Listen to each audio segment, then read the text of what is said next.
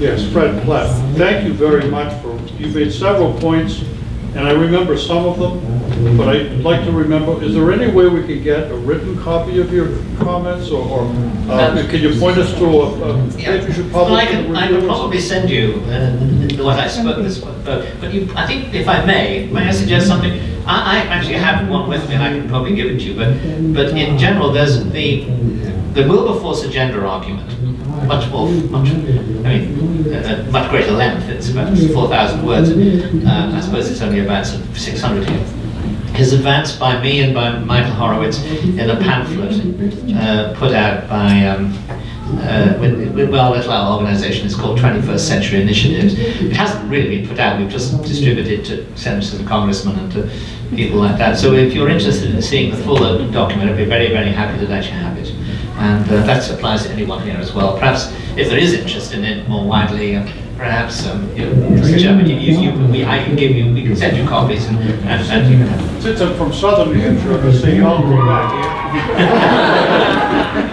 Yes, I recently read a comment in regards to immigration that a policy or a plan created by the party of, paraphrase, the party of evil and the party of stupid would create a plan that was equally stupid. This is such a big issue, for conservatives in the next election. How do we address immigration? I'd like to hear some more comments. I did read the whole article. Yes. Well, first of all, by the way, I didn't talk about immigration much today because it's a topic I've written a great deal about, and I thought that perhaps people are probably fed up with hearing me go on about it. But first of all, I think that first of all, it's foolish to decide your policy like a policy like immigration on the basis mainly of whether or not you're going to win votes in the next election.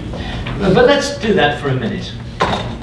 If you do that, it's quite clear that you don't get many more votes, and you may lose more votes than you get if you adopt a policy of extending amnesty and opening the borders. There's been a recent academic study of what was the impact on the re-election of Republican congressmen of the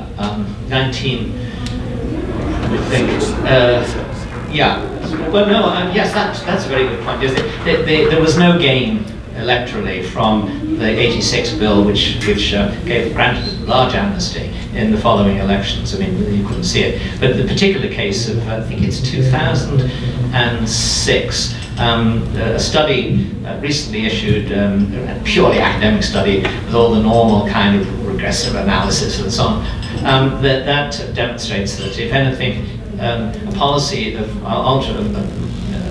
liberalizing immigration on the one hand and extending amnesty on the other is a net vote loser. Probably not a very big net vote loser, but a net vote loser. Then if you do the mathematics of, let's say, assume that there's 12 million illegal immigrants here, and you legalize them, and let's say half of them become citizens and have the vote over time, and if we look at the breakdown of those of Hispanic voters, particularly of recent arrivals, we see it's something like, at best 3 to 1, 4 to 1. You end up with a net gain for the Democrats of something between 2 and 3 million votes. Now, my view is that anyone who proposes for electoral reasons to alter your immigration policy on those lines has an obligation to tell me how they're going to get an additional 2 to 3 million votes plus 1 as a result of the policy. So I would not go down that road. I would try to work out what seems to be the most sensible policy for the United States from the standpoint mainly of American citizens, particularly low-paid workers, but also of American businesses, and to some extent of the immigrants. I don't think that at the present time the number of legal immigrants coming into the country every year is about 1 million. If you add, which until recently you would, let's say another 3, 4, maybe even 500,000, that's a lot of people coming in annually. Nobody discusses what figure it should be. I mean, that's one of the interesting things. We talk about increasing it or reducing it, but nobody says what what the figure seems to be the best figure? Well, that's a hard thing to work out, of course, because what you've got to do is you want enough immigrants to supply the necessary jobs and also to inject a little kind of verve into our society, which is benefited by that. But at the same time, you don't want so many that you're going to find that low-paid Americans particularly, but Americans all Americans are going to find that either their wages are held low or that the jobs that they might expect to get are not there. And it is a very odd thing that at the time of high unemployment, most of the jobs that have been created in the last 3 or 4 years have actually gone to people who entered the country, you know, within the last 4 or 5 years. So I think we have to sort of try and say to ourselves, how many people do we want to come in? Why do we want them to come in? Do we want them to come in because they're related to the people already here? Well, if they're small children, or husbands, or wives, or fiancés, yes. But do we want second cousins coming in? Do we want uncles? Do we want adult parents? I'm not sure we do. And again, we have to work out, therefore, what percentage should be skilled workers, what percentage should be low-paid workers, what percentage. We have to work these things out. And I don't think anyone's doing that. Practically all the discussions of the immigration bills I read are all really connected solely with the mistaken belief that if the Republicans agree to opening the borders more or less totally, then they will eventually win a lot of these new votes coming in. That's because that's what happened to us with Italian voters in the past. Yes, it took 60 years.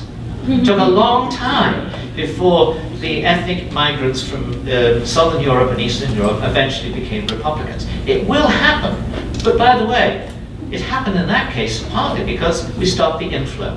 And when you stop the inflow, you create favorable circumstances for greater assimilation. Now, I've got all around this topic, and I'm going to stop.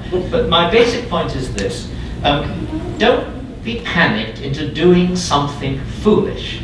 This is a big issue for America. And whatever side you take some time to work out what is happening now and what you think should happen in future and the best kind of policies to approach that. I don't think that seems to be the way that Washington is looking at it at the moment, and I think that that is a very, very big danger. I see you don't agree. I think that's well put. Without further questions, then we actually have a gift for you. Oh. Actually, we have a cornucopia of gifts.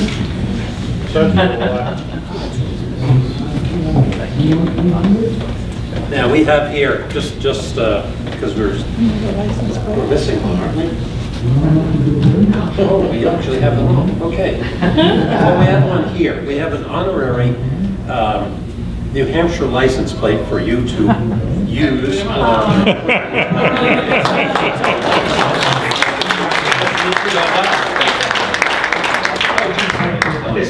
Iron Lady. And since you're from the South and you probably don't have the opportunity to have real maple syrup, we have that. We have pancake. This is all straight from New Hampshire. So if you can take a little bit of lid-free or dye products with you back to Alabama. Some pancake mix to go with it, and some chocolates, all from New Hampshire. Thank you very much, John. I want to thank you for coming tonight. It's been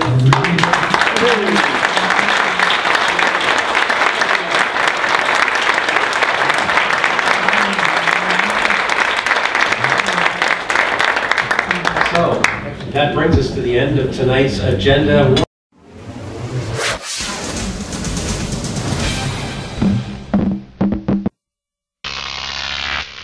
GrokTV.